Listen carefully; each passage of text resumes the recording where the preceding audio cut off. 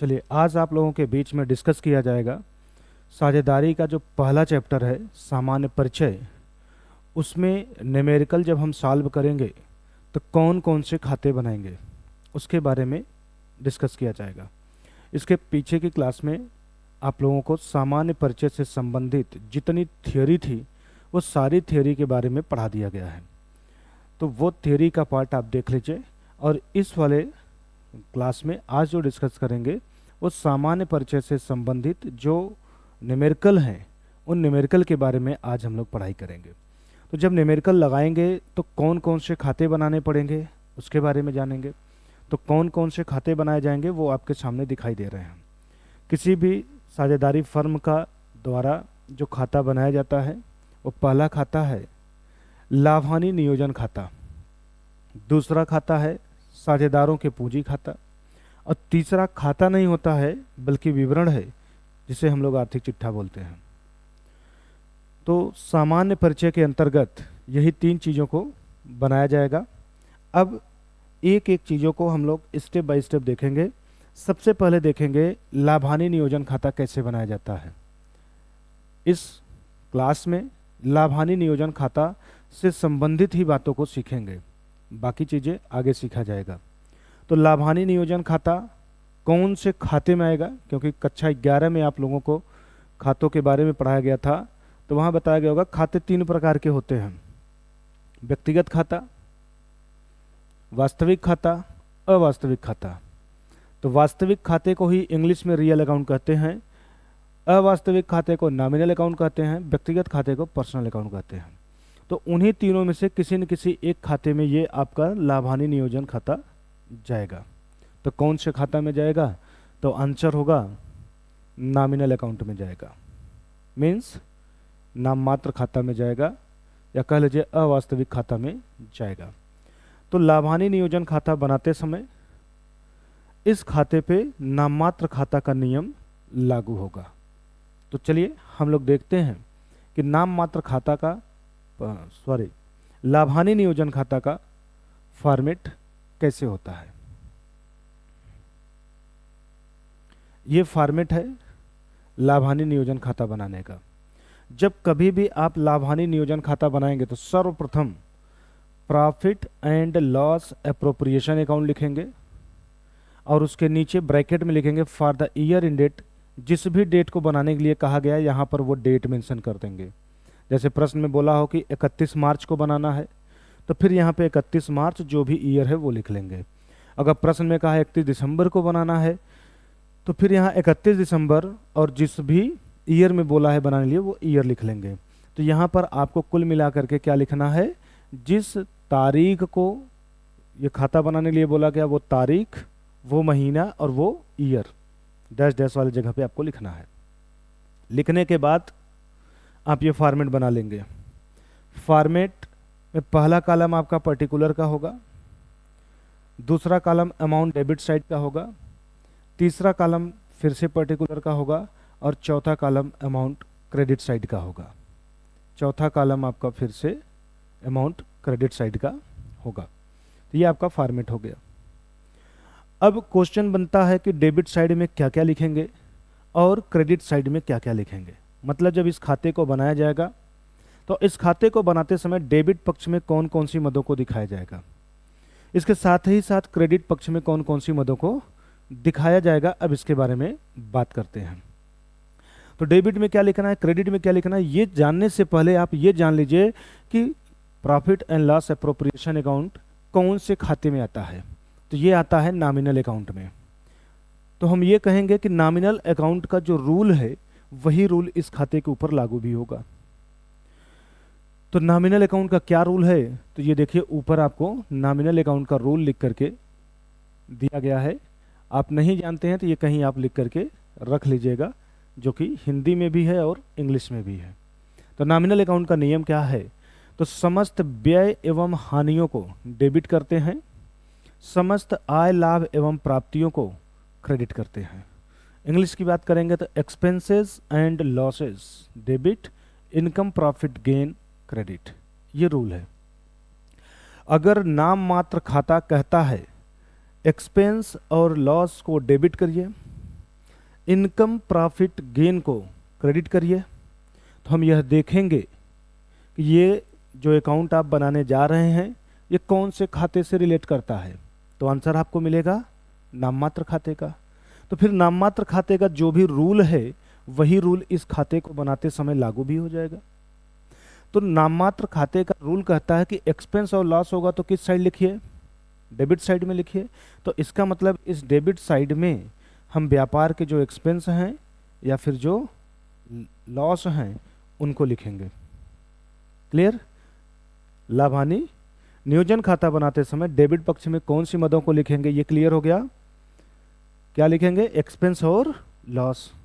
अब बात करते हैं क्रेडिट में क्या आएगा। तो रूल देखिए, नॉमिनल अकाउंट का रूल कहता है जितने भी इनकम प्रॉफिट गेन होंगे वो क्रेडिट किए जाएंगे। तो क्रेडिट साइड में इनकम प्रॉफिट गेन लिखा है, तो फॉर्मेट का क्रेडिट वाला पक्ष ये है, तो इसका मतलब इस पक्ष में इनकम प्रॉफिट गेन को लिखा जाएगा। तो इस तरीके से इस खाते को आप बनाएंगे। तो अभी बेसिक चीजें आपको पता चला। लाभ हानि नियोजन खाता बनाते समय जो फॉर्मेट होगा वो 4 कॉलम के साथ होगा। पहला पर्टिकुलर, दूसरा अमाउंट डेबिट, फिर तीसरा पर्टिकुलर, फिर अमाउंट क्रेडिट। क्रेडिट में कौन से आइटम लिखे जाएंगे? इनकम प्रॉफिट गेन लिखे जाएंगे। डेबिट में कौन से आइटम लिखे जाएंगे? एक्सपेंस और लॉस। ये क्लियर हो गया। अब हम बात करते हैं कि इस खाते की शुरुआत कहाँ से करते हैं। जब भी आप लाभ हानि नियोजन खाता बनाएंगे तो उसकी शुरुआत किधर से होगी, तो दिमाग में बैठा लीजिएगा। लाभ हानि नियोजन खाता बनाते समय सर्वप्रथम क्रेडिट पक्ष में by profit and loss account लिख करके जो भी अमाउंट होगा वो यहाँ रख के शुरू किया जाएगा। यहाँ पे कौन सा अमाउंट लिखेंगे, अब इसके बारे में बात करते हैं। तो यहाँ पे वो अमाउंट लिखेंगे जो आपके प्रश्न में दिया है, पहली चीज। दूसरी चीज, जो कक्षा 11 में लाभ हानि खाता बनाया गया था उस खाते से शुद्ध लाभ या शुद्ध हानि निकलता था, शुद्ध लाभ या फिर कह लीजिए शुद्ध हानि निकलता था। तो जो भी शुद्ध लाभ निकलता था वही शुद्ध लाभ यहां ला करके लिखा जाता है। सर्वप्रथम क्रेडिट पक्ष में सर्वप्रथम आप लिख देंगे। और देखिए यहां ब्रैकेट में लिखा भी गया net profit as per profit and loss account. Profit and loss account के अकॉर्डिंग जो भी आपकी नेट प्रॉफिट होगी, जो भी शुद्ध लाभ होगा, उसको यहां लाके सर्वप्रथम लिख दिया जाता है। इसके बाद इस खाते में कौन कौन से एक्सपेंस आएंगे और कौन कौन से इनकम आएंगे, अब इसके बारे में हम लोग डिस्कस करते हैं। लेकिन वो डिस्कस करने से पहले थोड़ा सा बेसिक कॉन्सेप्ट आप समझिएगा कि कैसे आप करेंगे। ठीक है, अब समझिएगा। आप पढ़ रहे हैं साझेदारी फर्म का लेखांकन। तो साझेदारी फर्म का लेखांकन पढ़ते समय साझेदारी फर्म के लिए कौन कौन सी मदें एक्सपेंस होंगी और कौन कौन सी मदें इनकम होगी, ये कैसे समझा जाए। तो इसको जानने के लिए छोटा सा कॉन्सेप्ट पहले समझ लीजिए। आप यहाँ पर बना दीजिए ये साझेदारी फर्म, ये हो गया फर्म। और इस फर्म में जो पैसा लगाया जाता है वो साझेदारों के द्वारा लगाया जाता है। तो एक तरफ आप बना दीजिए अब साझेदार, ये साझेदार ए और बी हो गए। ठीक है, आप लोगों ने पृथक व्यवसाय अस्तित्व की अवधारणा कक्षा 11 में पढ़े हैं, बिजनेस इंटिटी कॉन्सेप्ट। वो कहता है कि कोई भी व्यापार का जब लेखांकन करने लगते हैं तो लेखांकन के दृष्टिकोण से व्यापार को और व्यापार के मालिक को अलग अलग ट्रीट किया जाता है, मतलब अलग अलग माना जाता है। व्यापार को अलग और व्यापार के मालिक को अलग माना जाएगा जब लेखांकन करने लगेंगे तब। तो हम लोग लेखांकन कर भी रहे हैं, है ना। तो यहाँ पर ये दोनों होंगे अलग। कहने का मतलब ये हुआ कि ए और बी ने पैसा लगाया फर्म में और फर्म ने ए और बी को ही अलग कर दिया। तो आप सभी लोग अपने आप को फर्म बना के सोचिएगा। आप सभी लोग फर्म हैं, आपको पैसा ए ने दिया है और बी ने दिया है। जो भी पैसा ए और बी ने दिया, मान लेते हैं ए ने 5 लाख रुपया दिया और बी ने 2 लाख रुपया दिया, तो कुल व्यापार में कितना पैसा आ गया? तो आंसर होगा 7 लाख रुपया। 7 लाख रुपया जो व्यापार में आया है यही व्यापार के लिए पूंजी बोला जाएगा, यही व्यापार के लिए पूंजी होता है ना। तो ये 7 लाख रुपया जो व्यापार में आया ये तो पूंजी हो गया। अब व्यापार कह रहा है कि हम ए और बी से कोई रिश्ता नहीं रखेंगे। कहने का मतलब आप कह रहे हैं कि हमको ए और बी से कोई रिश्ता नहीं रखना है, क्योंकि लेखांकन के दृष्टिकोण से उसको क्या करना है, अलग। तो जब आप ए और बी को लेखांकन के दृष्टिकोण से अलग कर देंगे तो इसका मतलब हो गया कि आप ए और बी से कोई मतलब नहीं रखेंगे। अब आप सोचिए, अगर आप ए और बी से मतलब नहीं रखेंगे तो ए और बी के द्वारा लगाए गए पैसे से ही तो आप व्यापार कर रहे हैं। तो फिर ए और बी अपने पैसे पे आपसे तब तक ब्याज लेने के अधिकार रखेंगे जब तक कि आप उनका पैसा उनको वापस कर ना दीजिए, और ये आपको देना भी पड़ेगा, है ना। तो कुल मिला के ये कह लीजिए कि आप जिसका पैसा यूज कर रहे हैं उसके पैसे पे ब्याज देंगे। क्लियर। तो ये फर्म ए के पैसे पे बी के पैसे पे ब्याज देगा। अगर ए और बी के पैसे पे फर्म ब्याज देगा तो उस ब्याज को पूंजी पर ब्याज बोला जाएगा। क्या बोलेंगे, पूंजी पर ब्याज, जिसको हम बोलेंगे इंटरेस्ट ऑन कैपिटल। अब आप जरा खुद से सोचिए, अगर फर्म पूंजी पर ब्याज ए और बी को देगा तो फर्म के लिए इनकम होगा कि एक्सपेंस। तो जिसको पता है अच्छी बात है, जिनको नहीं पता है तो ऐसे ही समझिएगा कि आप लोग हमसे पढ़ रहे हैं और हमसे पढ़ने के लिए आप पैसा दिए हैं, तब मैं आपको पढ़ा रहा हूं। तो आपने जो पैसा हमको दिया वो आपके लिए इनकम है या एक्सपेंस? तो आंसर होगा एक्सपेंस, है ना। आपका आंसर क्या होगा, एक्सपेंस। तो ठीक उसी प्रकार से जब आप ए और बी के पैसे को यूज कर रहे हैं तो उसके बदले में उनको जो पैसा दे रहे हैं वो भी तो एक्सपेंस, ठीक है। तो पूंजी पे ब्याज क्या हो जाएगा, फर्म के लिए एक्सपेंस हो जाएगा, पहली चीज। दूसरा, ए और बी दोनों ने पैसा फर्म में लगा दिया, फर्म ने उनको अलग कर दिया। और आप सभी लोग जानते हैं कि जो भी फर्म के साझेदार होते हैं वही साझेदारों को ही फर्म का मालिक भी बोला जाता है। तो कुल मिला के इस व्यापार को तो चलाएंगे यही लोग मिलकर के। तो ये लोग जब व्यापार को चला रहे हैं तो हो सकता है ए बहुत अधिक काम करे और बी नाम मात्र का काम करे। तो उस केस में ए यह अपेक्षा करेगा कि उसको अपने काम के बदले में कुछ पैसा मिल जाए। तो उस केस में ए को जो भी भुगतान किया जाएगा वो पार्टनर की सैलरी बोली जाएगी या फिर पार्टनर का कमीशन बोला जाएगा। किसी भी पार्टनर के कार्य के बदले में उसको जो पैसा दिया जाएगा वो सैलरी भी बोला जा सकता है और कमीशन भी बोला जा सकता है। कब सैलरी बोलेंगे, कब कमीशन बोलेंगे, तो उसके लिए अब समझ लेते हैं। जब किसी भी साझेदार को रूटीन बेसिस पे पैसे पे किए जाएं तो वो वेतन बोला जाएगा। मतलब किसी व्यक्ति को हर महीना एक फिक्स अमाउंट देते रहें तो वो वेतन हो जाएगा। लेकिन फिक्स अमाउंट आप नहीं देते हैं बल्कि कार्य के अनुसार पैसा देने की बात करते हैं। मतलब उसका जैसा परफॉर्मेंस है उसी के अनुसार आप उसको पैसा देने की अगर बात करते हैं तब उस अवस्था में वो वेतन न कहला के कमीशन कहलाता है। तो जो भी साझेदार है वो साझेदार इस फर्म के लिए काम करेगा तो ये फर्म उनको कुछ न कुछ पैसा देगा। वो पैसा वेतन भी बनता है और कमीशन भी बनता है। तो चाहे वेतन दिया जाए और चाहे कमीशन दिया जाए दोनों तो होगा खर्चा ही, क्योंकि भुगतान करने के केस में खर्च मानते हैं और प्राप्त करने के केस में आय मानते हैं। तो यहाँ पे फर्म ये दोनों का भुगतान ही तो कर रहा है, तो ये दोनों फर्म के लिए क्या हो जाएगा, एक्सपेंस। ये हो गया। अब इसी के साथ और एक बात समझ लेते हैं कि कभी कभी साझेदार इसी फर्म से अपने निजी प्रयोग के लिए, अपने घर के खर्चों के लिए कुछ पैसा निकाल ले जाते हैं जिसको आहरण बोला जाता है। तो मान लेते हैं ए ने 1 लाख रुपया व्यापार से अपने निजी प्रयोग के लिए निकाल लिया। तो अब आप जरा प्रैक्टिकली सोचिए, आप फर्म हैं, आपको जब ए ने पूंजी के रूप में पैसा दिया था तो आपसे ब्याज ले रहा था। अब आप ही के यहाँ से 1 लाख रुपए अपने निजी प्रयोग के लिए ले गया है, तो आप भी तो उससे ब्याज लेंगे जब तक कि वो पैसा वापस ना हो जाए, है कि नहीं।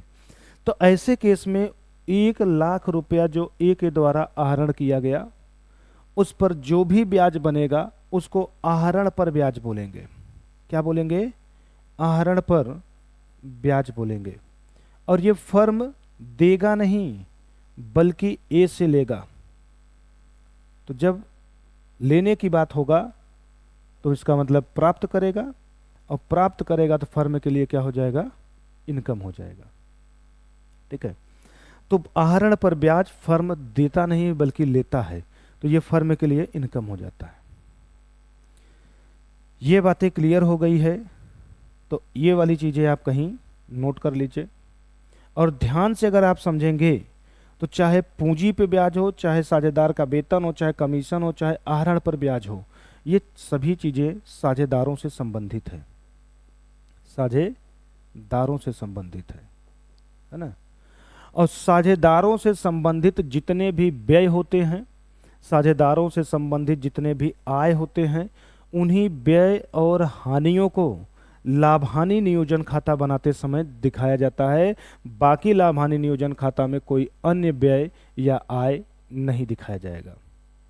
ठीक है। लाभ हानि नियोजन खाता बनाते समय कौन से व्यय दिखाए जाएंगे, कौन से आय दिखाए जाएंगे, तो ये नोट करके कहीं लिख लीजिए अपने कॉपी में।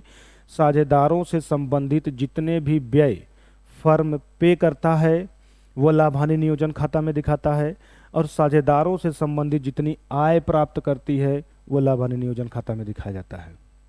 तो अगर हम बात करें यहाँ पे 3 खर्चे शुरुआत के ऐसे हैं जो साझेदारों से संबंधित है, तो ये तीनों खर्चे इस खाते में दिखाया जाएगा। प्रश्न बनता है डेबिट में दिखाएं कि क्रेडिट में दिखाएं, तो रूल आपका जो कहता है कि डेबिट साइड में एक्सपेंस और लॉस को दिखाइए, तो इसका मतलब ये तीनों एक्सपेंस आप डेबिट पक्ष में दिखा देंगे।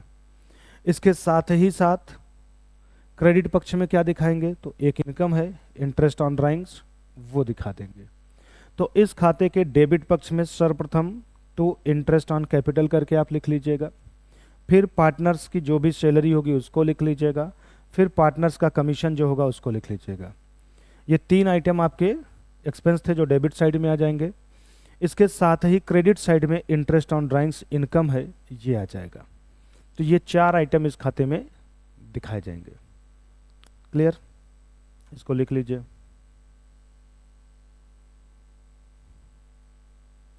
अब बात करते हैं कि यहां पे रिजर्व भी क्यों लिखा गया।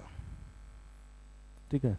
तो ध्यान दीजिएगा, कुछ फर्में ऐसी होती हैं जो व्यापार के लाभ में से कुछ पैसा किसी को दान दे देते हैं, या किसी को दान देने के लिए रिजर्व के रूप में बना के रख देते हैं।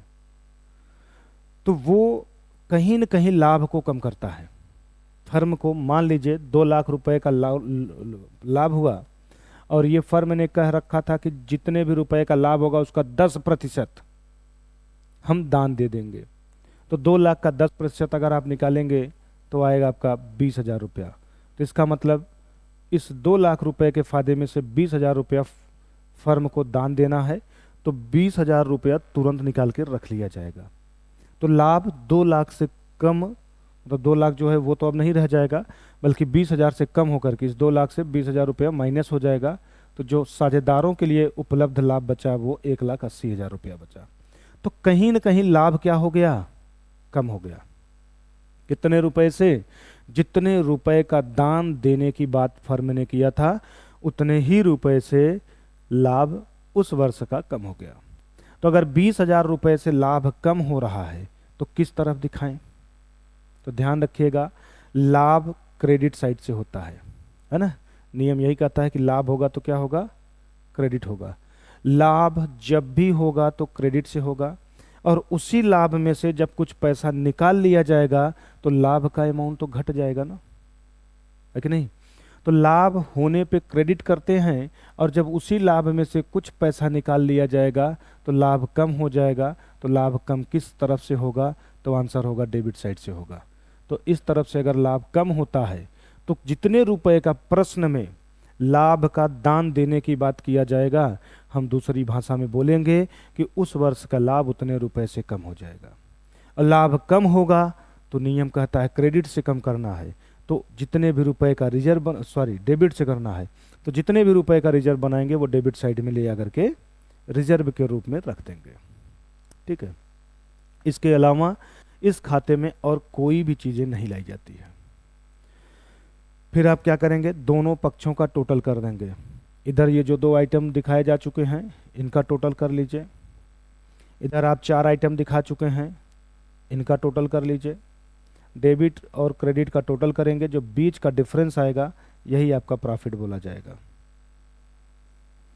इस खाते को बनाते समय ज़्यादातर आप यही पाएंगे, हमेशा क्रेडिट का ही टोटल ज़्यादा मिलेगा, डेबिट का कम मिलेगा।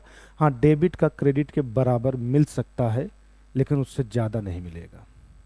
मतलब इस लाभहानि नियोजन खाते में लाभ ही होगा, हानि की संभावना नहीं होगी, क्योंकि जो भी साझेदारों को भुगतान, वेतन ये सब दिया जाता है ये लाभ होने की दशा में देने की बात होती है। अगर फर्म हानि में चल रहा है तो उनको ये सब चीज़ें नहीं देते हैं। इस वजह से फर्म को जो भी इनकम है उसी के बराबर ही उनको एक्सपेंस के रूप में पेमेंट करना है, उससे ज़्यादा पेमेंट नहीं करना है। तो अगर उतना ही पेमेंट करेगा तो लाभ कुछ भी नहीं आएगा, पेमेंट कम होगा तो लाभ आएगा लेकिन हानि नहीं आएगा। तो आप क्रेडिट का टोटल, डेबिट का टोटल कर लीजिए, क्रेडिट ज़्यादा डेबिट कम, तो जो आएगा क्या हो जाएगा, लाभ हो जाएगा। और जो भी लाभ आएगा वो साझेदारों का जो भी लाभ हानि अनुपात होगा, प्रश्न में हमेशा बताया रहेगा कि साझेदारों का लाभ विभाजन अनुपात क्या है। जिस अनुपात में लाभ को बांटने की बात किया जाएगा उसी अनुपात में लाभ को बांट दिया जाएगा। तो जो भी इनका अनुपात होगा उस अनुपात में बांट करके जिसका जितना जितना अमाउंट बनेगा यहाँ पर लिख देंगे to profit transfer to partners capital account करके यहाँ पे शो कर देंगे। तो इस तरीके से ये खाता बन के हो जाएगा तैयार। ठीक है, तो लाभहानि नियोजन खाता बनाते समय किधर पक्ष में कौन सी चीज़ें आएंगी वो आप लिख लेंगे। ये डेबिट नहीं है, इसको ध्यान रखिएगा, क्रेडिट है, वो मिसप्रिंट हुआ है, उसको आप सही कर लीजिएगा। अब चलते चलते लास्ट टॉपिक जो है उस पर एक डिस्कस करते हैं जो सबसे इंपॉर्टेंट है इस खाते के लिए, और वो क्या है वो समझते हैं। आपको बताया गया कि लाभहानि नियोजन खाता बनाते समय सर्वप्रथम क्रेडिट पक्ष में हम वो लाभ दिखाते हैं जो लाभहानि खाता में दर्शाया गया है। मतलब लाभहानि खाता बनाते समय जो भी लाभ हुआ है उसी लाभ को यहाँ रख करके इस प्रश्न की इस खाते की शुरुआत करते हैं। तो ये बात ध्यान रखिएगा, कभी भी अगर आपके प्रश्न में कहता है कि जो लाभ है वो साझेदार का पूंजी पे ब्याज घटाने के बाद का है, या साझेदार का वेतन घटाने के बाद का है, या कमीशन घटाने के बाद का है, या मतलब कह लीजिए कि कोई भी खर्चा घटाने के बाद का है, तो समझ जाइए कि जो अमाउंट दिया है वो यहाँ नहीं रखना है। यहाँ पे वो अमाउंट रखना है जिसमें से इस पक्ष में दिखाए जाने वाले जितने भी खर्चे हैं वो कोई भी घटे नहीं होने चाहिए, कोई भी घटा नहीं होना चाहिए, वही अमाउंट यहाँ ला करके लिखना है। तो कहने का मतलब ये हुआ कि अगर आपके प्रश्न में जो लाभ दिया है उस लाभ में से कोई भी आइटम ये अगर माइनस हो चुका है, माइनस करने के बाद का है, तो सर्वप्रथम दिए हुए लाभ में जो भी जिसका अमाउंट घटा हुआ है पहले उसको जोड़ दीजिए, जोड़ने के बाद जो आएगा वो अमाउंट ला करके यहाँ लिखना है। तो अब आसान भाषा में इसे कह सकते हैं कि लाभहानि नियोजन खाता बनाते समय क्रेडिट पक्ष में जो भी लाभ की राशि रखी जाएगी उस लाभ की राशि में से लाभहानि नियोजन खाता में दिखाए जाने वाले जितने भी व्यय हैं कोई भी घटे नहीं होने चाहिए, कोई भी घटा होना नहीं चाहिए। क्लियर हो गया? दूसरी बात समझते हैं, यहां जो भी लाभ लिखा जाएगा वह लाभ लाभहानि खाता में दिखाए जाने वाले जितने भी व्यय होते हैं सभी व्यय घटाने के बाद का होना चाहिए। ठीक है, सभी व्यय घटाने के बाद का होना चाहिए। अगर प्रश्न में कोई भी व्यय के बारे में लिख दिया कि ये व्यय भी घटाया नहीं गया है तो सर्वप्रथम जो भी लाभ की राशि है उसमें से पहले वो व्यय की राशि को माइनस कर लीजिए, तब जो प्राप्त हो तब उसको यहाँ ला के लिखिए। तो इसके लिए आप लोग एक नोट लिख लीजिए, एक नोट लिख लीजिए हेडिंग बना करके, लाभ हानि नियोजन खाता के क्रेडिट पक्ष में लिखी जाने वाली राशि के संबंध में। ठीक है, ये हेडिंग बना के आगे लिखेंगे, लाभ हानि नियोजन खाता के क्रेडिट पक्ष में लाभ की जब भी राशि लिखी जाती है तो सर्वप्रथम यह देखा जाएगा कि उसमें से लाभ हानि नियोजन खाता में दिखाए जाने वाले कोई भी मद घटे नहीं होने चाहिए। इसके साथ ही साथ शुद्ध लाभ निकालते समय, मतलब लाभ हानि खाता बनाते समय, उसमें दिखाए जाने वाले जितने भी व्यय होते हैं वो सभी के सभी माइनस होने चाहिए। ठीक है, तो यहाँ पर जो भी लाभ लेकर के आएंगे वो लाभ हानि नियोजन खाता में दिखाए जाने वाले सभी मदें घटी नहीं होनी चाहिए और लाभ हानि खाता में दिखाए जाने वाले सभी मदों को घटाने के बाद का होगा। तो एक लाइन में हो गया, लाभ हानि नियोजन खाता के सभी मदों को घटाने से पूर्व का लाभ होना चाहिए और लाभ हानि खाता के सभी मदों को घटाने के बाद का होना चाहिए। क्लियर? तो वही लाभ ला करके यहाँ पर दिखाया जाता है। तो इस तरीके से आपका ये लाभ हानि नियोजन खाता बनके तैयार हो जाता है। एक और अंतिम बात कर लेते हैं कि अगर प्रश्न में हानि दिया है तो क्या होगा। तो ध्यान रखिएगा, हानि की दशा में लाभ हानि नियोजन खाता बनेगा ही नहीं। ठीक है, लाभ की दशा में ये बनाया जाता है, क्योंकि अगर फर्म को हानि है तो साझेदारों को जो जो चीजें पाने का अधिकार था वो नहीं दिया जाता है।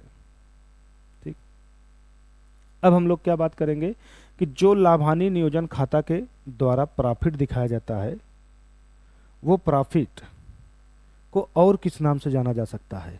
तो इसको हम लोग डिविजिबल प्रॉफिट या फिर कह लीजिए वितरित लाभ के नाम से जानते हैं। लाभ हानि नियोजन खाता के डेबिट पक्ष में दिखाए जाने वाले लाभ की राशि को डिविजिबल प्रॉफिट या वितरित प्रॉफिट के नाम, वितरित लाभ के नाम से जाना जाता है। तो इस तरीके से हमारा ये कॉन्सेप्ट क्लियर हो गया कि लाभ हानि नियोजन खाता कैसे बनाया जाता है। इसको अच्छे से आप लोग नोट कर लीजिए, समझ लीजिए, और अगर कोई भी डाउट हो तो नंबर दिया गया है, उस नंबर पे आप कॉल करके अपने डाउट को क्लियर कर लीजिए। फ्रंट पे भी नंबर दिख रहा होगा, नहीं दिख रहा होगा तो डिस्क्रिप्शन में भी नंबर मेरा पड़ा हुआ है, आप वहाँ से कॉल कर लीजिए। इसके साथ ही साथ जो लोग कंप्लीट सिलेबस पढ़ना चाहते हैं, हमारा YouTube channel commerce with Sunil है, जहां आपको फ्री मटेरियल मिलते हैं पढ़ने के लिए। बट हमारा एप्लीकेशन है विजियो करियर पॉइंट, वहाँ पे आप जाएंगे तो उस एप्लीकेशन को डाउनलोड करिए और आप अपने कोर्स को सेलेक्ट करिए, जिस कोर्स को आप ज्वाइन करना चाहते हैं। जो एक नॉमिनल सी फीस है उसे पे करके आप जुड़ सकते हैं और वहाँ आपको सीक्वेंस से सारे वीडियो मिल जाएंगे, मतलब आपका कंप्लीट कोर्स वहाँ पे कराया जाता है। तो इसके साथ आप जुड़ सकते हैं और हम लोग अब अगली क्लास में जो देखेंगे वो देखेंगे कि साझेदारों के जो खाते हैं, पूंजी खाते, साझेदारों के जो पूंजी खाते हैं वो कैसे बनाए जाते हैं। तो पूंजी खातों के बारे में डिस्कस हम लोग आगे करेंगे, अभी इसको आप लोग नोट कर लीजिए।